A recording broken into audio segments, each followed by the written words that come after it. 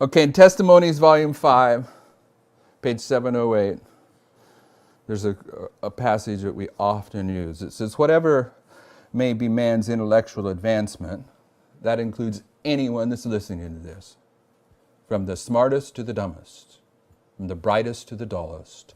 Whatever may be man's intellectual advancement, let him not for a moment think that there is no need of thorough and continuous searching of the Scriptures for a greater light. As a people, we are called individually to be students of prophecy. And there's much that can be said about this passage, but I want to answer a question that I'm going to raise. Why are we called individually to be students of prophecy? Because we individually are going to stand before the judgment bar of God, but also we're individually going to have to give testimony to what we believe the truth is. And in our Laodicean condition, we don't take that very seriously. But I'm just going to give you a couple passages, and there are several where Sister White says this. Review and Herald, December 18th, 1888. It does not seem possible to us now that any should have to stand alone, but if God has ever spoken by me, the time will come when we shall be brought before councils and before thousands for his name's sake, and each one will have to give a reason for his faith.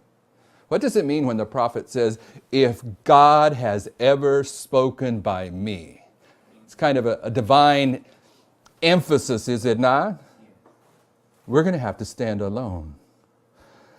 Then will come the severest criticism upon every position that has been taken for the truth. We need then to study the Word of God that we may know why we believe the doctrines we advocate. We must critically search the living oracles of Jehovah. It's not enough to listen to your husband or listen to your wife.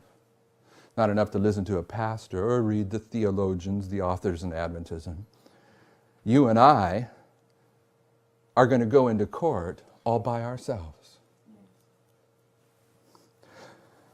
Testimonies, Volume 5, 463 says, the members of the church will individually be tested and proved. They will be placed in circumstances where they will be forced to bear witness for the truth. Many will be called to speak before councils in courts of justice, perhaps separately and alone. The experience which would have helped them in this emergency they have neglected to obtain, and their souls are burdened with remorse for wasted opportunities and neglected privileges.